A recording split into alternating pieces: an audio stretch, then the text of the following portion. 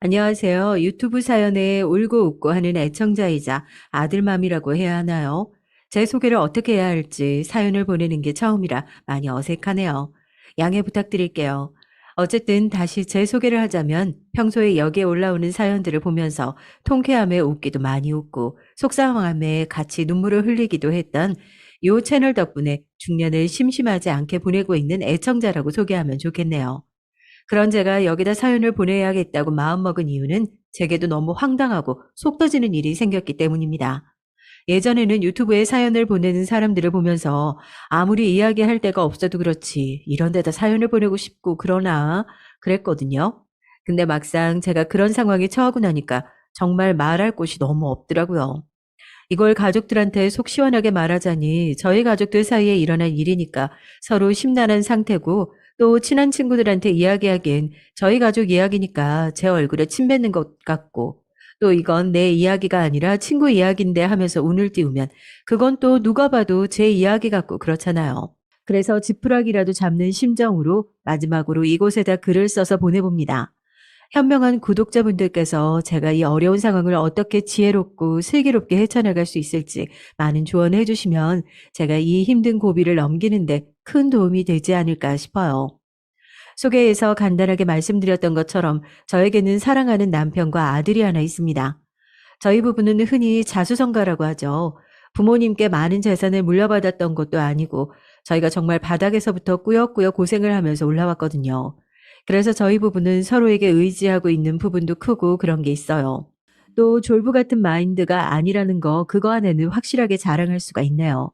저희가 뭐 한순간에 주식이나 부동산처럼 재테크로 확 터져서 성공한 게 아니라 저희 노하우로 해서 장사 시작하고 사업 확장하고 하면서 밑에서부터 한 계단 한 계단 차근차근 올라오다 보니까 돈 버는 게 얼마나 힘들고 어려운 일인지 그 누구보다 잘 알고 있는 사람들이거든요. 그래서 그런지 저희 부부 둘 다 남들은 앞으로 남은 노후 놀고 먹어도 될 정도로 벌어놨는데 무슨 걱정이냐 하지만 아직도 마트 가서 두부 한 모 사면서 뭐가 제일 싼지 뭐가 제일 좋은지 들었다 내려놨다 하면서 마트 아주머니들께 타박도 받고 그래요. 저희 남편은 유튜브 사연에서 차마 다 밝힐 수 없지만 그래도 사람들이 제품 이름을 들어보면 너도 나도 쓴다고 하는 그런 제품군을 생산하는 제조업체 사장이거든요. 그래도 국산 고급 SUV 한 대랑 구형 그랜저 한 대 이렇게만 가지고 있어요.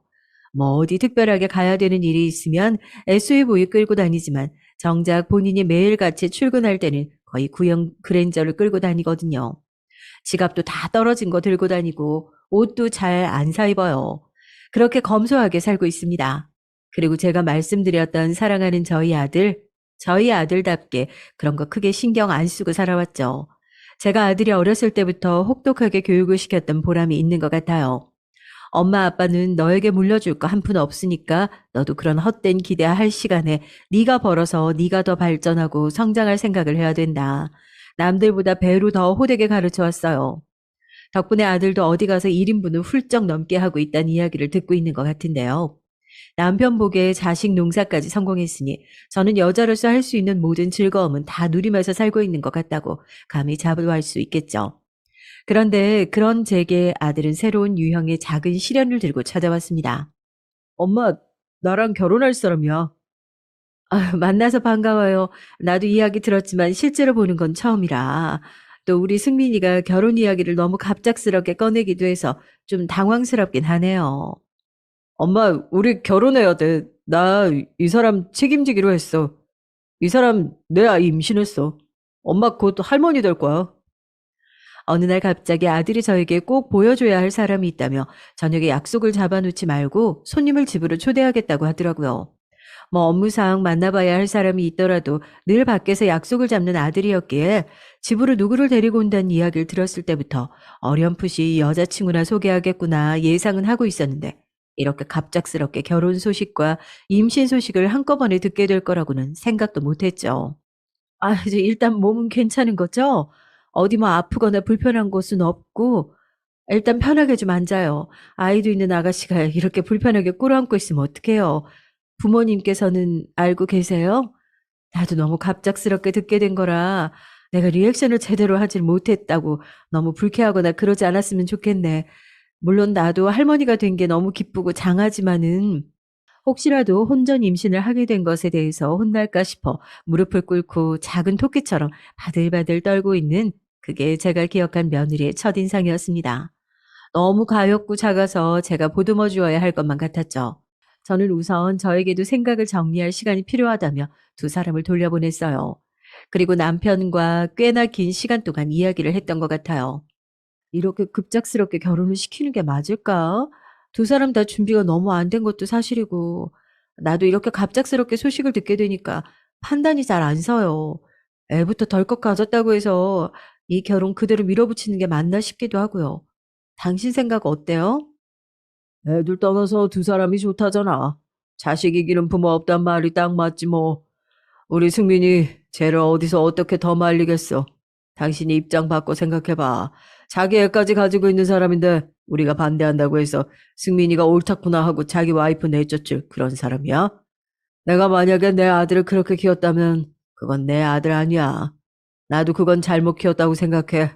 우리 좀 실감이 안 나고 당황스럽긴 하지만 두 사람 도와주는 건 도와주려고 하면서 자리 잡을 수 있게 도와주자고. 남편의 설득에 저도 어느 정도 수긍을 한 상황이었어요. 제 아들 제가 키워봤으니까 그 성격 누구보다 잘 알죠. 남편 말대로 자기 아이까지 임신한 여자를 내칠 만큼 그렇게 모질고 못된 사람도 아니었으니까요. 저는 다음날 바로 두 사람을 다시 불러서 다시 한번 정식으로 두 사람의 관계를 축하해 줬습니다. 그제서야 두 사람도 긴장이 풀렸는지 헤헤 웃더라고요. 꼭 저 연애하고 결혼 준비할 때 모습을 그대로 다시 보는 것 같아서 기분이 이상하더라고요. 나도 어제는 준비가 너무 안 된 상태에서 소식을 듣게 돼서 제대로 축하를 해주지 못한 것 같아서 그게 너무 마음에 걸리더라고. 어제 엄청 긴장하고 힘든 상태로 왔을 텐데 더군다나 홀몸도 아니고, 순서가 어찌됐든 남들보다 빠르던 느리던 우리 그런 건 신경 쓰지 말자고요. 중요한 건 나도 이제 며느리가 생겼다는 거고 뱃속에 있는 우리 귀한 손주까지 모두 다 내 가족이라는 거니까.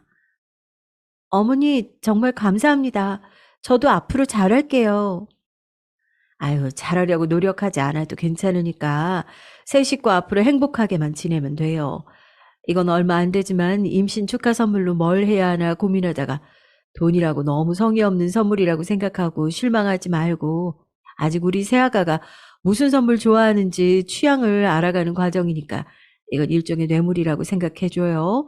아기용품도 좋고 혼수를 하는데 보태 써도 좋고 두 사람이 나눠서 각자 필요한 걸 사도 좋고, 알겠죠? 남편이랑 밤새 상의해서 저는 예쁜 봉투에 300만 원을 고이 담아 며느리에게 건넸습니다. 돈이라 너무 성의 없어 보이진 않을까 걱정하는 저에게 남편은 지금 여러모로 준비하고 있는 상황에서 돈만큼 둘한테 필요한 건 없을 거라면서 괜찮을 거라고 하더라고요. 봉투를 받아들고 생글생글 웃는 며느리의 모습을 보니 남편의 선택이 꽤나 현명하겠다고 느껴졌습니다. 어머니, 이렇게 많이 안 주셔도 괜찮은데. 나 그렇게 아무 때나 며느리한테 턱턱 용돈 주고 그렇게 멋진 시어머니는 못 돼요. 그래도 처음으로 우리 식구가 된 기념이자 앞으로 10달 동안 고생해야 되는 며느리한테 주는 선물이라면 이건 정말 아깝지 않고 기쁜 마음으로 선물할 수 있을 것 같아서 그래. 사양 말고 받아줘요. 감사합니다. 정말 잘 쓸게요, 어머님. 제가 며느리한테 그렇게 진심을 다해 마음을 열고 정을 나눠준 덕분이었을까요? 그 다음 날부터 저는 요즘 연예인들 조공이라고 하나요? 연예인들 조공에 버금가는 선물을 받아본 것 같습니다. 제가 지금 잠깐씩 출근해 관리만 하고 있는 피부관리실이 하나 있는데 며느리가 다녀간 지 며칠 지나지 않아 어김없이 관리실에 출근해서 고객 명단을 살피고 있는데 퀵 기사님이 몸집만한 꽃바구니에 백화점 디저트 세트를 들고 저희 사무실로 들어오시더라고요. 여기 피부관리실 맞죠? 원장님이세요? 네, 제가 원장인데, 아유, 이게 다 뭐예요? 어디서 보내신 건가요? 네, 우선 여기 수령하셨다는 서명 한 번 부탁드리고요. 아, 이 꽃이랑 선물은 며느님이 보내신 거라고 전달해달라고 하셨거든요. 거의 화환에 버금가는 꽃다발에 직원들이 다 먹고도 남을 양의 마카롱이며 초콜릿까지 산더미처럼 병원 로비에 쌓인 걸 보고 직원들은 난리가 났죠. 며느님이 대체 어떤 분이시길래 이렇게 통 크게 저희까지 챙기냐면서요. 저도 한편으로 뿌듯한 마음도 들었지만 얘가 무슨 특별한 일도 없는데 왜 이렇게까지 과하게 선물을 챙기나 조금 놀란 마음도 있어서 얼른 전화를 걸었습니다. 아가, 아유, 선물 잘 받았다. 고맙긴 한데 선물 양도 너무 많고 디저트도 꽤나 비쌀 것 같은데 무리한 건 아닌지 걱정돼서 전화해봤다. 내가 그냥 받기엔 너무 부담스러운 것들인데 얘기해주면 내가 많이는 아니더라도 좀 더 보태고 싶어서. 아니에요, 어머님. 제가 정말 좋아서 보낸 건걸요. 백화점에 가서 디저트 먹는데 디저트가 너무 맛있어서 어머님 생각이 딱 나더라고요. 마침 오늘 출근하시는 날이기도 하고 또 그렇다고 어머님 것만 하나 덜렁 보내기도 민망해서 직원분들 것까지 같이 산 거예요. 어머님이 저한테 잘해주시고 잘해주실 것에 비하면 세 발의 피인데요. 부담 갖지 말고 받아주세요. 그래도 아유 내가 뭐 이렇게 선물을 잔뜩 미안해서 그렇지. 무슨 말씀을 그렇게 하세요. 저는 결혼 허락해 주신 것만으로도 너무 감사한걸요. 저도 어머님이랑 잘 지내고 싶어서 바치는 뇌물이니까 그냥 예쁘게 봐주세요, 어머님. 며느리가 그렇게 말하는데 거기다 대고 너무 과해서 아닌 것 같구나. 냉큼 다 가져가서 환불해라 하고 으름장을 놓는 시어머니가 세상 천지에 어딨나요. 그냥 요즘 세상에 이렇게까지 시어머니를 신경 쓰는 며느리도 있구나 하고 속으로 내심 기특한 마음도 들었죠. 주변 친구들 보면 고부 갈등 때문에 병원에 상담 치료 받으러 다니는 친구들도 많아요. 아마 여기 사연 보내시거나 사연 들으시는 대부분의 분들이 저 같은 어머니의 입장보다는 반대인 며느리의 입장이 더 많기도 하겠지만은 어머님이라는 직함도 그렇게 쉬운 자리만은 아니라는 것을 좀 알아주셨으면 좋겠어요. 여튼 그렇게 마음을 곱게 쓰는 며느리 덕분에 저는 적어도 친구들처럼 그렇게 고부 갈등으로 다 늙어서 정신과 배드에 기대서 상담 치료를 받는 일은 없겠구나 가슴을 쓸어내렸죠. 며느리의 선물 공세는 그날로 끝난 게 아니었어요. 어느 날은 저랑 잘 어울릴 것 같다면서 서스럼 없이 가방을 보낸 적도 있었고 어머님이랑 잘 어울리는 색 같다면서 화장품을 한 바가지 사서 보낸 적도 있었습니다. 솔직히 처음엔 주변 친구들한테 자랑도 많이 하고 다녔던 것 같아요. 이것도 며느리한테 받은 거, 저것도 며느리한테 받은 거다. 근데 그런 이야기를 할 때마다 친구 녀석들이 꼭 초를 한 번씩 치더라고요.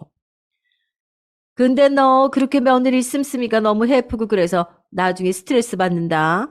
아들한테는 말 못하고 며느리는 계속 그렇게 철없이 굴고 그게 스트레스 받는 지름길인 거야. 아닌 것 같지? 왜? 조금만 기다려봐.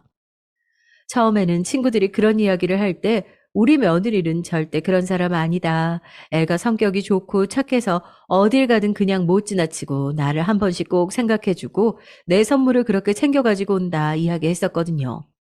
친구들이 며느리 씀씀이가 해프면 스트레스 받는다고 주의를 줬지만 그게 다 친구들이 괜히 이렇게 살가운 며느리를 얻어보지 못해서 질투심에 하는 소린 줄로만 알았죠. 그런데 왜 이 정도로 나이를 먹으면 해안이 생긴다고 하나요? 세상을 보는 눈이 예전과는 많이 달라지잖아요.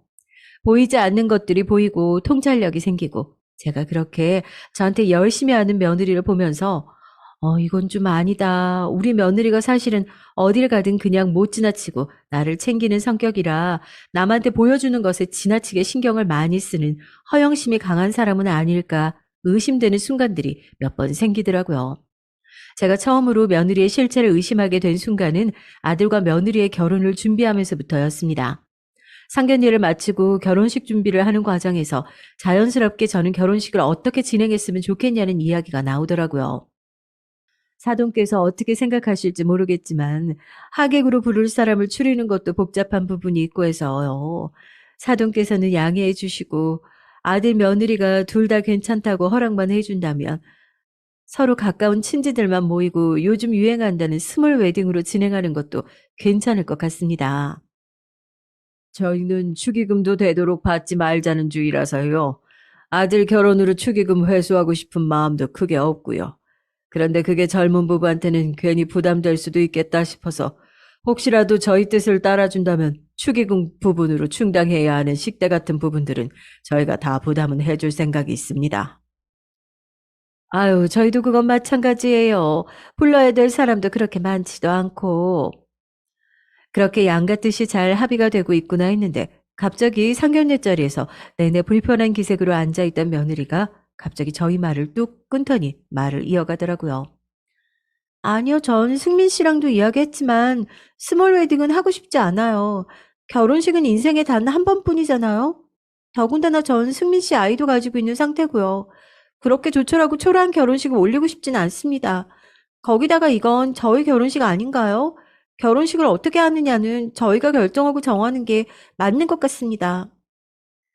며느리의 말이 틀린 것도 아니죠. 둘의 결혼식이니까 어쨌든 저희도 전적으로 두 사람의 의견을 따를 생각이었고, 혹시 이런 방법도 있는데 이런 방법을 하면 우리도 일부 도와줄 생각이 있다는 뜻으로 이야기했던 거라 며느리의 의견에 크게 반기를 드는 사람은 없었어요.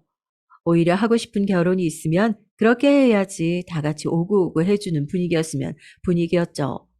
그런데 그 일이 있고 얼마 지나지 않아서 벼랑간 아들이 제게 할 말이 있다며 저에게 잠깐 시간 내줄 수 있는지 물어보더라고요. 아들이 이렇게 가족 모두에게 할 말이 있다고 먼저 가족회의를 요청할 땐 통계적으로 그다지 좋지 못한 일들이 있었기 때문에 솔직히 마음 한구석이 불안하기도 했어요. 저녁에 아들은 며느리 없이 혼자서 집으로 찾아왔더라고요. 승민아, 무슨 일인데 그래? 아, 얼굴이 근심이 많아 보이는데 결혼 준비하는데 무슨 문제라도 있는 거 아니지? 혹시 지난번에 엄마가 스몰 웨딩 이야기한 것 때문에 새아가가 기분이 많이 상한 거야? 집에 와서도 한참을 뜸을 들이는 아들을 바라보면서 저희 부부도 속이 탔죠. 살면서 저희 속 한번 태워본 적 없는 아들이 딱 봐도 근심 가득한 얼굴로 와서는 분명 할 말이 있는 것 같은데 저렇게 조개처럼 입을 꾹 다물고 앉아 있으니까요. 대체 무슨 일인가 싶기도 하고 한참을 그렇게 고민스러운 얼굴로 앉아있던 아들이 드디어 먼저 입을 뗐습니다. 첫 마디가 가히 충격적이고 황당했어요. 엄마, 아빠, 혹시 나한테 물려줄 재산 있으면 미리 받을 수 있을까? 전 맹세코 아들을 키우면서 아들에게 저희 부부가 가지고 있는 재산에 대한 이야기를 한 번도 했던 적이 없었어요. 그러다가 이번에 결혼을 하고 아이를 갖게 되면서 그래도 나중 생각해서 재산 분할에 대한 이야기는 천천히 진행해 보자고 운을 띄워놓은 상태였죠. 그런데 고민스러운 얼굴로 집에 찾아온 아들이 다짜고짜 재산 이야기를 꺼내니 저희 부부가 당황스럽고 황당할 수밖에요. 승민아, 너 갑자기 그게 무슨 말이야? 우리가 너한테 재산 분할 이야기를 먼저 꺼낸 건 맞지만 그 이야기 앞으로 살면서 천천히 해결해 갈 문제라고 분명히 이야기했었고 네가 재산 분할 이야기를 먼저 꺼냈다는 건 뭔가 지금 갑자기 급하게 돈이 필요한 일이 생겼다는 건데 너 결혼 준비하면서 무슨 문제라도 일으킨 거냐? 아, 네가 갑자기 재산 분할 요구할 정도로 큰 돈이 왜 필요한 건지 엄만 그것부터 알아야겠는데? 다짜고짜 집에 찾아와 재산 분할 이야기를 꺼내는 아들을 보고 남편은 당연히 노발대발했죠. 왜 아주 재산 빨리 받고 싶어서 아빠 빨리 죽으라고 굿이라도 하지 그러냐면서요. 아들한테 고래고래 소리를 지르고 손이 올라가려는 걸 제가 간신히 겨우 뜯어 말렸습니다. 아무래도 남편이 있는 자리에서 아들이 편하고 솔직히 이야기를 할 수 있을 것 같아서 잔뜩 흥분해 있는 남편에게 따뜻한 꿀물을 타서 거실에서 잠시 기다리라고 이야기해주고 아들을 데리고 서재로 들어왔어요. 그리고 아들에게 따뜻한 차를 내주면서 자초지종을 물었죠. 네가 우리를 찾아와서 다짜고짜 그런 이야기를 하면 아버지 같은 반응이 당연한 거야. 그런데 엄마가 널 데리고 서재로 들어온 이유는 내 아들은 그렇게 함부로 생각 없는 이야기를 꺼낼 만큼 부족한 사람이 아니라는 걸 누구보다 잘 알고 있으니까 그런 거야. 이제 편하게 이야기 좀 해볼래? 대체 무슨 생각으로 그런 얘기를 꺼낸 건지? 그런데 이어지는 아들의 이야기는 더더욱 가관이더군요. 아니나 다를까 결혼식을 준비하는 데서 며느리와 트러블이 생겼답니다. 어쨌든 결혼식은 여자 쪽에서 하자는 대로 날짜까지 잡는 것이 통상적인 일이고 상견례 자리에서 스몰 웨딩이니 그런 이야기들이 오가긴 했지만 며느리가 원하지 않는 눈치라 그 자리에 있는 누구도 그걸 몰아붙인 적이 없었으니까요. 당연히 제 아들도 며느리가 원하는 방향으로 결혼식을 준비해주고자 최대한 많은 상의를 하고 노력했답니다. 결혼식은 정말 인생에 단 한 번뿐인 거잖아요. 거기다가 홀몸이면 또 모르겠는데 아이까지 임신하고 있는 상황에서 그런 불필요한 것들로 스트레스 주고 싶지도 않았고 그래서 어지간하면 원하는 대로 맞춰주려고 했어요. 그런데 아내가 원하는 것들을 하나둘씩 맞춰주다 보니까 이제는 내가 감당할 수 있는 수준을 벗어난 것 같아서 좀 걱정이 되더라고요. 그리고 아들은 저에게 결혼식장 비용이 적혀 있는 견적서를 내밀었습니다. 견적서를 받아든 저는 정말 놀라서 기절할 뻔했어요. 며느리가 요구한 결혼식의 비용은 정말이지 상상 초월이었습니다.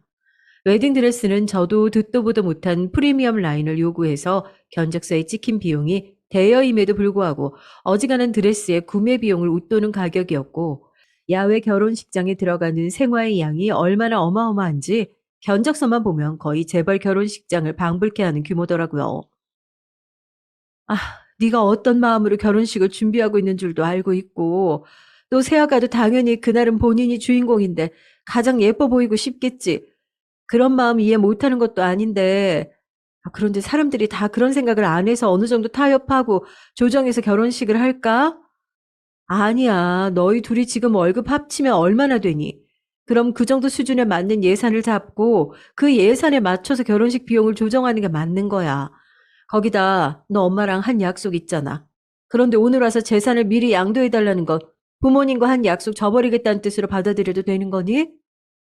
죄송해요, 엄마. 그런 이야기는 아니었어요. 전 그냥 홀몸도 아니니까 모든 사람이 다 행복한 결혼식을 하면 좋겠다 싶어서 최대한 맞춰주고 싶었던 것뿐이에요.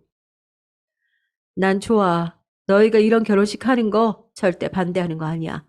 그런데 그것만 알아도 만약 이 견적대로 결혼식을 진행할 거면 너희도 100%로 진행해야 하는 거야.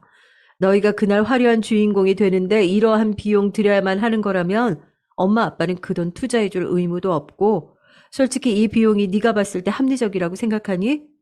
너 엄마 아빠가 어떤 차 타고 다니는 줄 알지?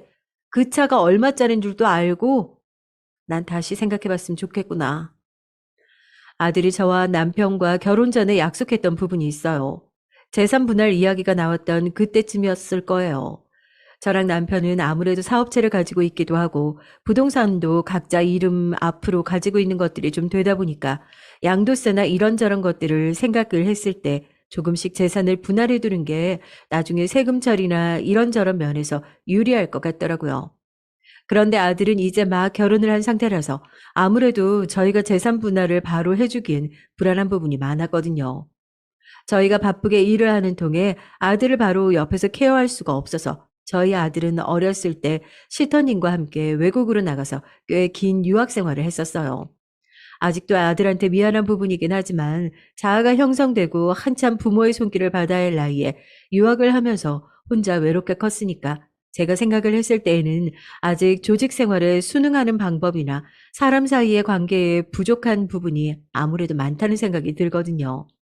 그래서 갑자기 결혼을 한다고 찾아왔을 때에도 지금 이런 상황에서 재산 분할을 해주는 게 오히려 아들한테 독이 될 수도 있겠다 싶어서 남편에게 분할 과정을 조금 미루는 것이 어떻겠냐며 먼저 이야기를 꺼냈었고요. 남편도 제 얘기에 100번 공감하면서 아들 부부가 아이를 낳고 나서 2, 3년 정도 지나고 결혼이 어느 정도 안정기에 접어들고 나면 그때 다시 이야기해보자고 했어요. 승민이, 네가 어떻게 생각할지 모르겠다. 어차피 받을 재산이라고 생각할 수도 있고, 어차피 줄 거면 왜 이렇게 늑장을 부리나 그런 생각을 할 수도 있겠지만, 엄마 아빠 의견은 같다. 그리고 우리 며느리라서가 아니라 네가 결혼을 한다고 어떤 사람을 데려와서도 마찬가지지만 당분간 우리 재산에 대한 이야기는 일차 하지 않았으면 좋겠다. 왜 그러냐며 의아해하는 아들에게 차마 이야기할 수 없었죠. 유튜브를 들으시는 분들도 저게 무슨 갑질이냐, 돈 많다고 유세 떠는 거 아니냐 생각하실 수도 있어요. 정말 말을 안 해서 그렇지 남편 회사 이름만 보고 줄줄이 들어온 선자리를 거절하는 것도 저한테는 일이었습니다. 제 아들이 정말 배경이나 이런 것들 보지 않고 오로지 제 아들이라는 사람 하나만을 제대로 바라봐줄 수 있는 사람을 만나서 행복한 가정을 꾸리고 살 수 있도록 도와주는 것도 온전히 부모인 저희 몫이라고 생각했었으니까요. 그래서 아들이 결혼하기 전부터 집안에 대한 정보나 재산 관련된 이야기는 특히 좀 정이 없다 싶을 수도 있지만 천천히 오픈을 했으면 좋겠다고 신신당부를 했고, 아들도 그 부분에 대해서는 알겠다고 동의를 했어요. 저희도 대신 그건 약속했죠. 결혼을 하고 네가 어느 정도 안정기에 접어들고 나면 우리도 지체하지 않고 건물 하나는 며느리 명의, 또 건물 하나는 자식 명의로 바로 이전해 주겠다고요. 저희 말은 워낙 잘 듣는 아이라서 그걸로 며느리와 마찰이 있을 거라곤 예상도 하지 않았었죠. 아들이 어떻게 설득하느냐에 상관없이 남편과 제 뜻은 절대 굽혀지지 않았죠. 아들도 더 이상 저희를 설득하는 것이 무의미하다고 느꼈는지 이 이상 조르거나 무리한 부탁은 하지 않고 돌아갔습니다. 결혼식 당일 식장을 살펴보니 무리한 부분들이 많이 축소되긴 했지만 저희가 보기엔 여전히 둘의 상황이나 처지에 비해 너무 과한 결혼식이라는 생각밖엔 들지 않더군요. 그렇지만 이미 저희 부부의 손을 떠난 아들의 일이고 이제는 더 이상 관여할 필요가 없다고 생각되어 그 이상의 쓴소리는 저희도 하지 않았어요. 그러나 아들과 며느리의 불손한 태도, 끝도 없는 요구사항은 거기서 끝나지 않았습니다. 결혼식을 마치고 둘이 미리 마련해 놓은 신혼집으로 들어간 이후 얼마 지나지 않아 며느리는 건강한 손자를 출산하게 됐어요. 저희 부부도 하나밖에 없는 손자인데 눈에 넣어도 아프지 않을 정도로 예뻤죠, 정말. 10개월 동안 얼마나 고생이 많았니. 정말 수고했다. 이건 아이 배내 쪼글이야. 우리 승민이 어렸을 때 할머니가 해주셨던 거 내가 우리 손주한테 물려주려고 잘 보관해뒀던 거다. 건강하고 예쁘게 잘 클 수 있도록 할머니가 옆에서 항상 지켜보고 돌볼 테니 걱정 말라고 전해주는 거야. 아, 네. 어머님 감사해요. 산후조리원에서 돌아온 며느리는 저희가 가장 먼저 찾아갔어요. 대단한 선물은 아니었지만 아들이 할머니로부터 받은 베네 저고리를 제가 나중에 손주한테 물려주려고 잘 보관해 두었었거든요. 가장 먼저 며느리에게 그걸 선물로 건넸죠. 며느리 성격에 누구보다 기뻐하고 감사해야 할 줄 알았는데 반응이 영 시큰둥하더라고요. 아직 애 낳은 지 얼마 되지 않아서 몸도 다 풀리지 않았는데 우리가 찾아와서 괜히 무리하는 건 아닌지 싶어 선물만 주고 손주 얼굴만 잠깐 보다가 집으로 바로 돌아왔습니다. 그리고 이틀 후인가 아들이 다시 집으로 찾아왔어요. 정말 제 아들이지만 요 근래 제 아들은 아들이 아닌 것 같은 느낌이 들더라고요. 뭐에 그렇게 쫓기는 사람처럼 집에만 오면 눈치를 보면서 들어오는지, 여기가 자기 집인데 왜 저렇게 편하지 못하게 마음 무겁게 들어와야만 하는 건지, 그런 아들을 보는 남편과 제 마음도 불편하긴 매 한 가지였죠. 아, 너 이번엔 대체 또 무슨 일이길래 그렇게 죽을 죄를 지었다는 표정을 하고 들어오는 거야? 저 두 분께 부탁드리고 싶은 게 있어요. 네가 저번에 그런 얘기해서 아버지도 그렇고 엄마도 그렇고 실망이 이만저만이 아니었다는 건 알고 있지? 물어보기 전에 정말 해도 괜찮은 질문인지 잘 생각했으면 좋겠다. 잔뜩 풀이 죽어있는 아들이 저와 남편 앞에 무릎을 꿇고 앉아 아파트를 하나 해줄 수 있냐고 물어보더라고요. 이제 결혼식도 모자라 아파트까지. 기가 차서 제가 코드숨을 쳤어요. 남편은 이제 더 화를 낼 기력도 없는지 더 이상 말도 안 하고 안방으로 들어가서 문을 쾅 닫아버리더군요. 네가 지금 집이 없는 것도 아니고 아파트를 해달라는 게 말이나 된다고 생각해? 이번에도 새아가 아이디어니? 승민아, 요즘 네가 하는 행동을 보면 우리 아들이 아닌 것 같다 정말로.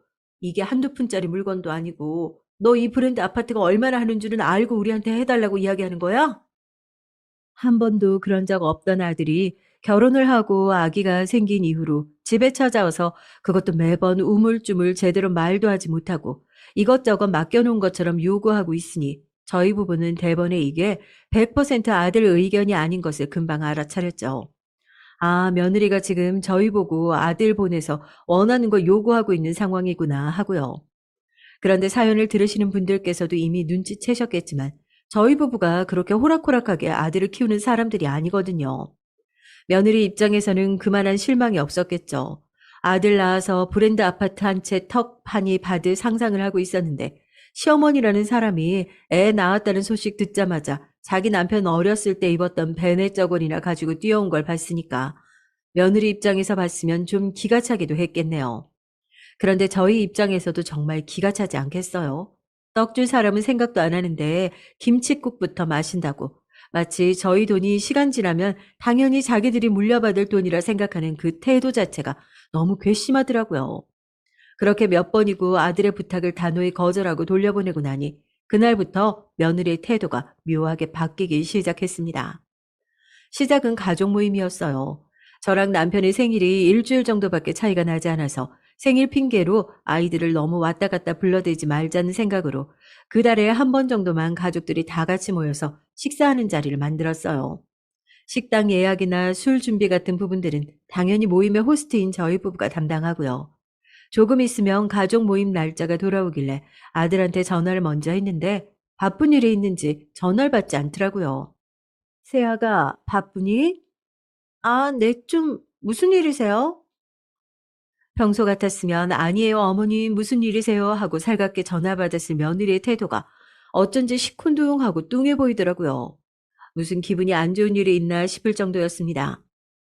다른 건 아니고 조금 있으면 우리 가족 모임 날짜가 돌아와서 새아가가 장어 좋아한다고 해서 내가 자주 가는 일식집으로 예약했고 코스에 장어도 넣어달라고 셰프님께 특별히 말씀드렸다. 날짜는 아직 좀 여유가 있으니까 시간이랑 장소 문자로 남겨놓을 테니 맞춰서 그날 보자꾸나. 가족 모임을 잡는 제 전화에 며느리는 그날 일이 있을지도 모르겠다. 병원 예약이 있었는데 날짜랑 시간을 봐야겠다며 이상하게 이런저런 핑계를 대면서 약속을 피하는 느낌이 들더라고요. 자주 모이는 것도 아닌데 특별히 중요한 일정이 아니면 가족 모임 먼저 나와줬으면 좋겠다는 제 말에 그제서야 네네 하고 성의 없이 대답하고 전화를 툭 끊어버리는데 이건 다른 걸 떠나서 며느리의 태도 때문에 제가 묘하게 기분이 상하더라고요. 나중에 시간 되면 제대로 한번 따끔하게 혼쭐 내야겠다 생각은 하고 있었어요. 그런데 더 가관인 것은 모임날 며느리의 태도였습니다. 제가 조금 더 일찍 도착해서 막 들어가려고 하는데 주차장에서 며느리의 차가 보이더라고요. 잠시 기다렸다가 같이 들어가야겠다는 생각으로 기다리다가 차에서 내리는 며느리를 아가 하고 불렀죠. 분명히 눈이 마주친 것 같았거든요. 제가 반가운 마음에 손까지 흔들기도 했고요. 그런데 며느리는 저를 한번 쓱 보더니 마치 못 본 것처럼 고개를 휙 돌려버리고 가게 안으로 들어가더라고요. 아까 내가 불렀는데 뭐 통화 중이었나 보네. 아, 네. 아, 전 못 들었는데 제가 뭐 계속 어디서 어머님이 부르실까 봐 듣고 있는 건 아니잖아요. 이런 식으로 며느리가 묘하게 저를 무시하고 있다는 생각이 들더라고요.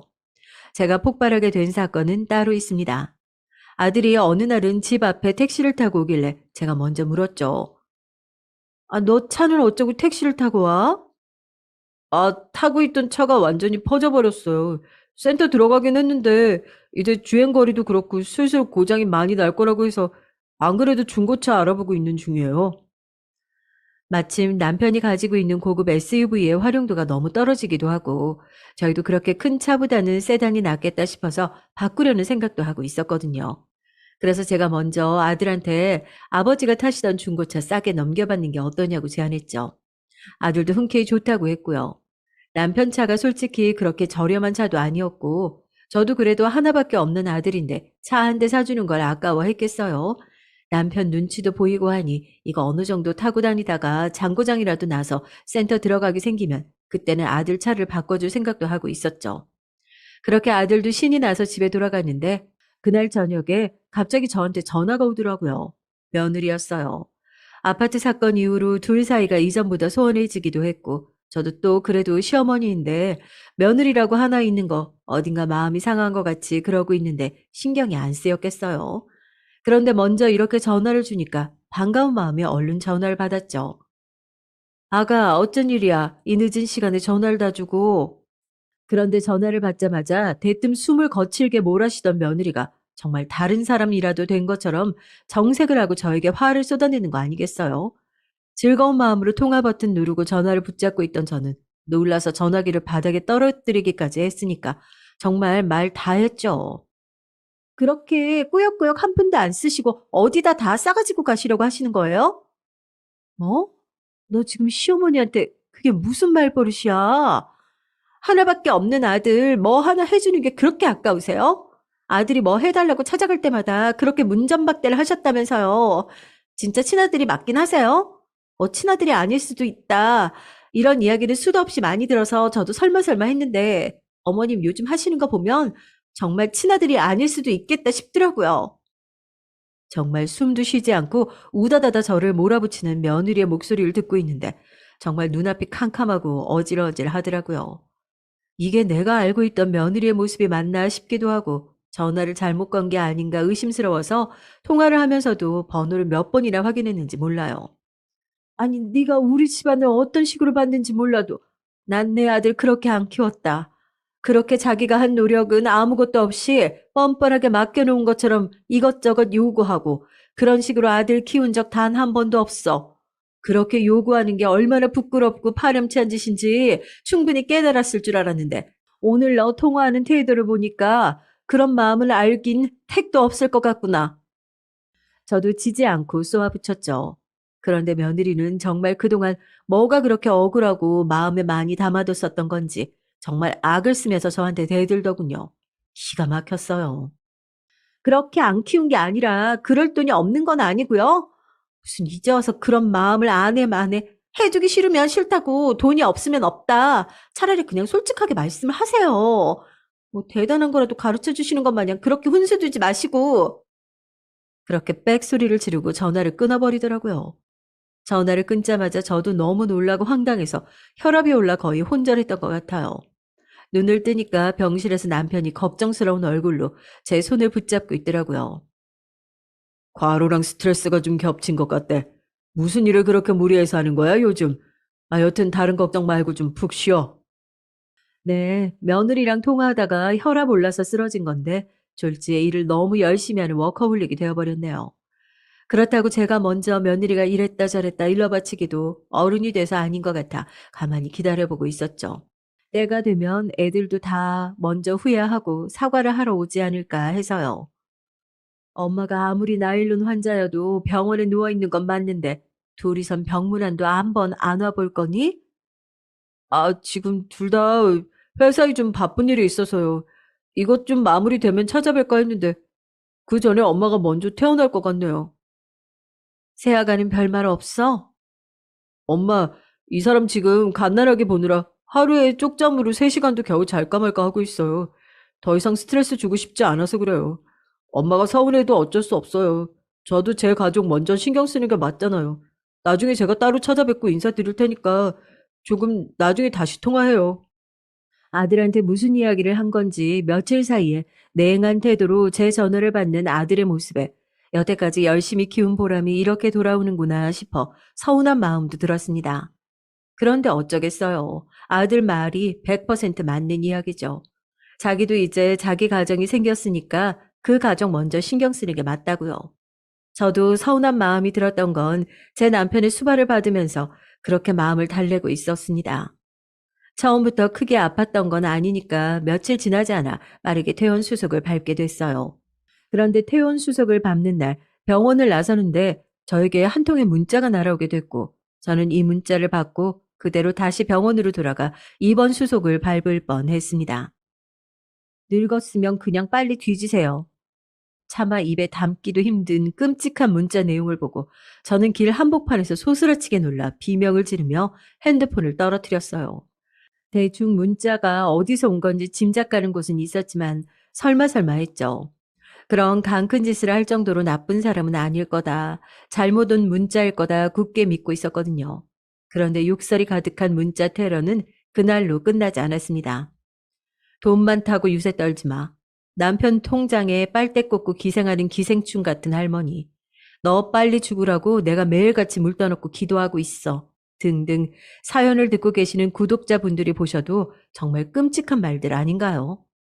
처음에는 이게 뭔가 싶어 일일이 대응하지 않으려고 했던 저도 시간이 지나면 지날수록 심해져가는 문자 수위에 일상생활이 어려울 정도로 크게 스트레스를 받기 시작했고 결국 남편에게 이 문자를 공개했습니다. 남편은 저보다 더 노발대발해서 자기가 흥신소를 구해서라도 이 문자를 보낸 사람을 잡아내겠다며 길길이 날뛰었죠. 우리 문제를 크게 만들기 전에 우리 선에서 해결할 수 있는 것들을 해결 좀 해봐요. 영 못 알아낼 번호도 아닌 것 같은데. 제 핸드폰이 아닌 남편 핸드폰으로 문자가 왔던 번호를 저장해보자 카카오톡에 처음 보는 여자가 친구로 추가되더라고요. 나이는 30대 정도 되어 보였고 제 예상대로 딱 며느리 나이 또래 정도 되어 보이는 여자분이었습니다. 문자를 보낸 사람이 누구인지 밝히려고 저도 전화를 몇 번이나 해봤는데 신호 연결음이 두어 번 울리고 더 이상 연결되지 않는 것으로 봐서는 제 번호는 확실히 차단을 해둔 것 같았거든요. 혹시나 하는 마음에 남편의 핸드폰으로 전화를 해보니 제 핸드폰으로 2번 정도 전화를 걸었을 때 끊기던 통화 연결음이 계속해서 울리더라고요. 그리고 긴 연결음 끝에 한 여자분이 전화를 받았습니다. 여보세요? 이제서야 전화를 받네요. 여보세요? 아이, 그쪽은 대체 누구길래 나한테 그런 짓을 해요? 누구세요? 아니, 내 목소리 못 알아들을 정도로 날 모르면서 내가 누군지도 모르면서 그럼 그런 욕 문자를 보냈다는 거예요? 아니에요. 그거 제가 보낸 거 아니에요, 절대. 전 그냥 핸드폰만 빌려줬던 거라고요. 전화 내용은 황당했죠. 정황을 들어보니 이렇습니다. 회사에서 친해진 지인이 있는데 자기한테 핸드폰만 빌려주고 자기가 그 핸드폰으로 문자만 몇 통 하게 해주면 한 달에 얼마씩 돈을 받기로 했었답니다. 기가 막히죠.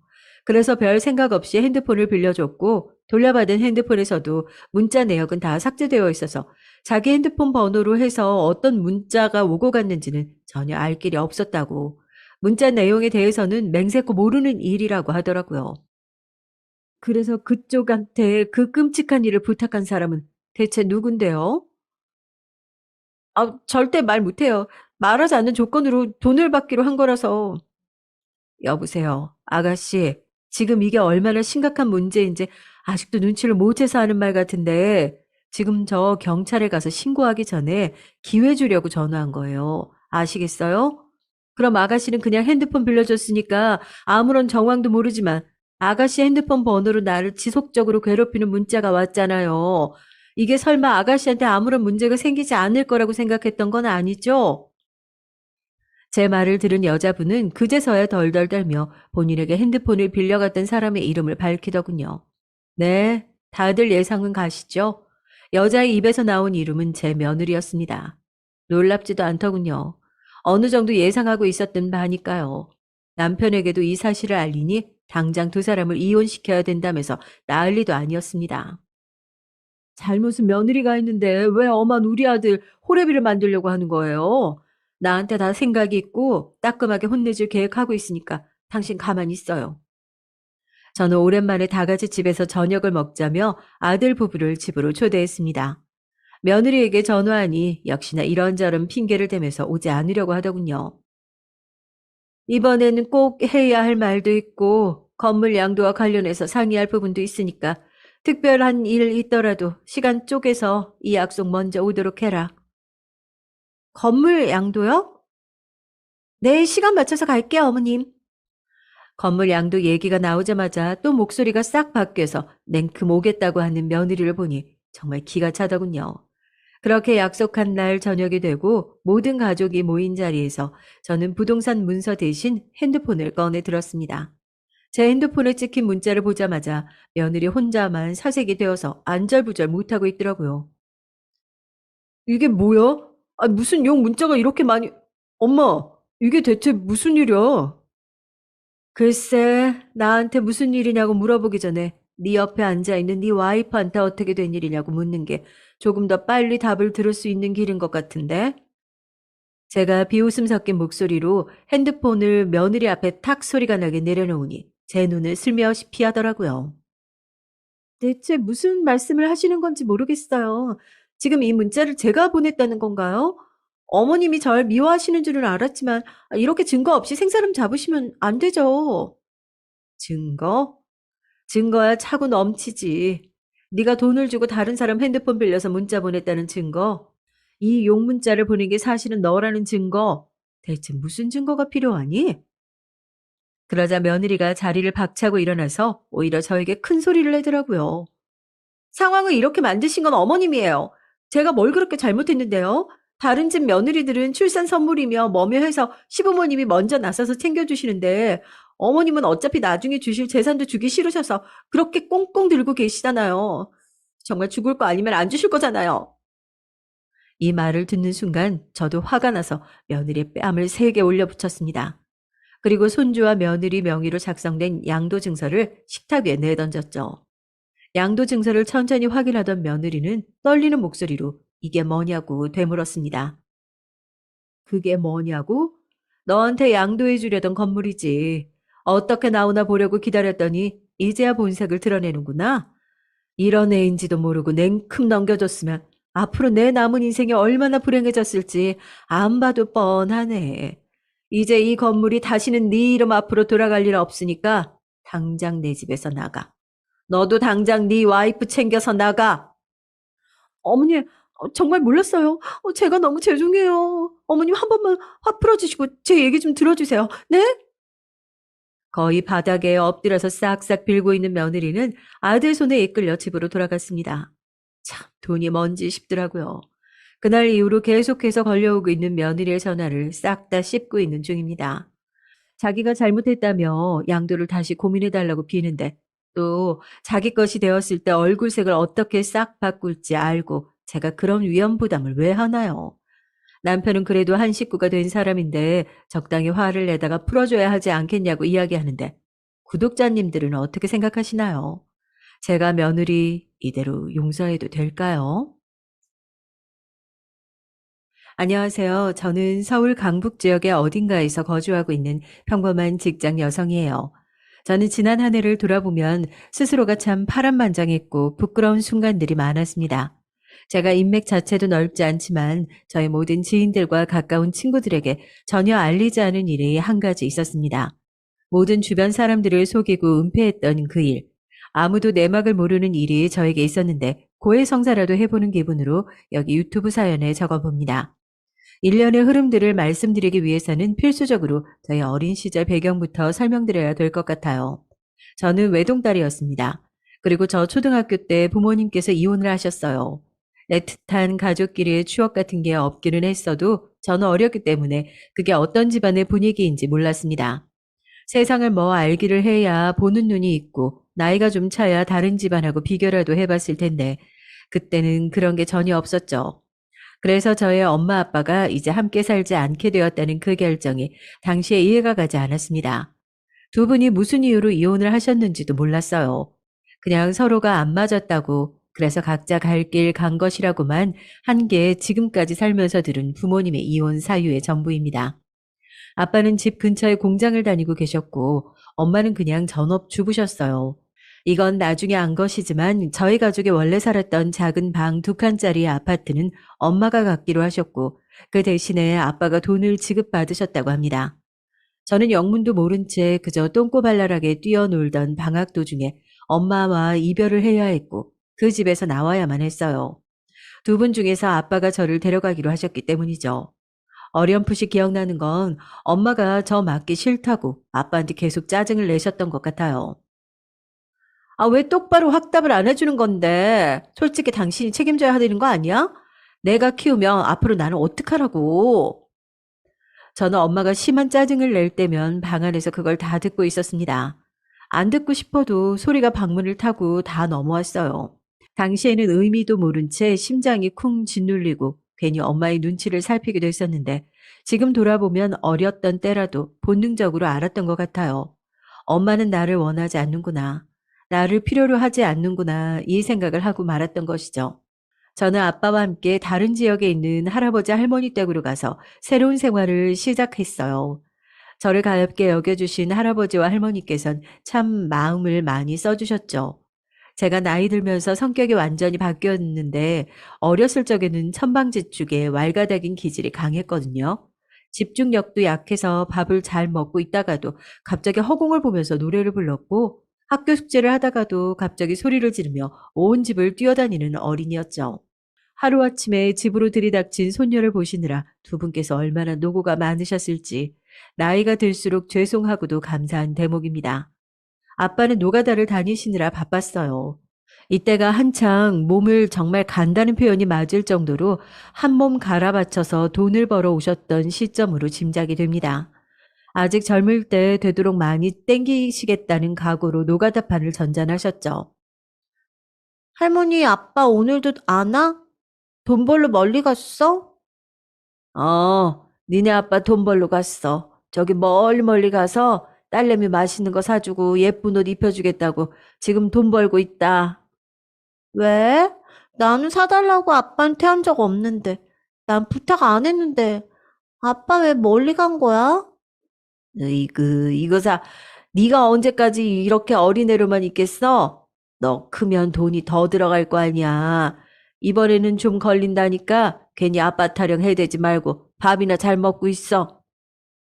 당시에는 그런 걸 전혀 몰랐으니 아빠는 소위 숙식 노가다 형태로 일을 하셨어요. 나중에는 출퇴근으로 다니셨지만 제가 중학교 졸업하고 고등학교 입학할 때까지 그렇게 숙식으로 일을 하시며 돈을 벌어오셨습니다. 얼마나 고된 날들의 연속이었을지 쉽사리 짐작조차 할 수 없을 따름이에요. 아마 그때가 설날 명절의 전주였던 것으로 기억을 해요. 왜냐하면 그 며칠 후에 설날이 있었던 것 같거든요.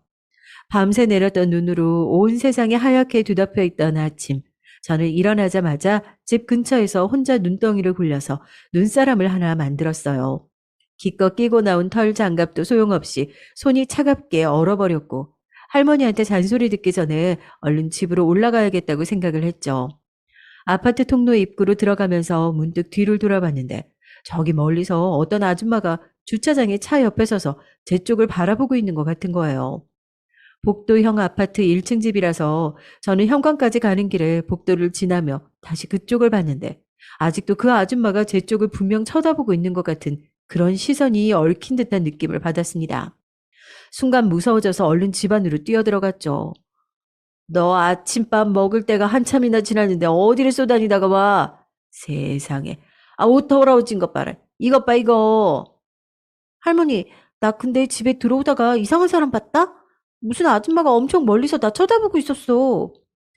국을 떠서 제 앞에 놔주시던 할머니께선 제가 신나게 떠드는 말에 표정이 확 변하셨어요. 먼저 식사를 마치시고 신문을 보고 계셨던 할아버지께서 일순간 할머니를 쳐다보는 게 느껴졌습니다. 저는 밥을 먹으려다 말고 두 분께서 좀 이상한 시선을 교환하시는 것에 의문을 품었죠. 할아버지께서는 헛기침을 하신 후 다시 신문을 보셨고 저도 그냥 밥을 먹기 시작했어요. 그리고 나서 제가 밥을 후딱 해치운 후에 그릇을 싱크대에 담가놓고 있을 때였죠. 띵동 벨이 울렸습니다. 문을 열어준 것은 할머니였는데 현관 쪽으로 간 저는 이내 소스라치게 놀라고 말았어요. 옷차림새만 봐도 단박에 아까 저 밖에서 들어올 때 보았던 그 아줌마였거든요. 그리고 저는 그 아줌마가 저를 향해 어색한 웃음을 흘리며 잘 지냈냐고 묻는 순간 머리에 전구가 탁 켜졌습니다. 온다고 말은 했어도 설마 진짜 이렇게 올 줄은 몰랐구나. 이번에도 말뿐일 줄만 알았건만. 일단 들어오거라. 날이 춥다. 할머니의 쌀쌀맞은 말투에 고개를 꾸벅하고선 신발을 벗고 안으로 들어온 그 아줌마는 바로 저의 엄마였어요. 아빠와는 이혼해 두 분이 남남이었다고 해도 저에게는 엄마는 엄마였죠. 세상 단 하나뿐인 존재인데 제가 어떻게 그리워하지 않고 지냈겠어요. 학급 친구들 사이에서 나만 엄마 없어라고 느껴질 때만큼 얼마나 속상했는지 모릅니다. 그런 엄마가 제 눈앞에 직접 나타났으니 저는 완전히 흥분 상태였죠. 오랜만에 보는 것이었는데 그동안 전화통화 3번 한 게 다였거든요.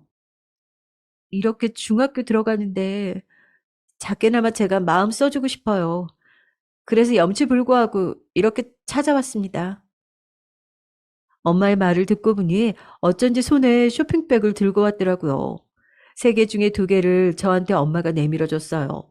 저는 저만 속으로 들떴고 어른들은 차분하다 못해 분위기가 썰렁한 것에 한껏 눈치를 살피면서 쇼핑백 안을 확인했습니다.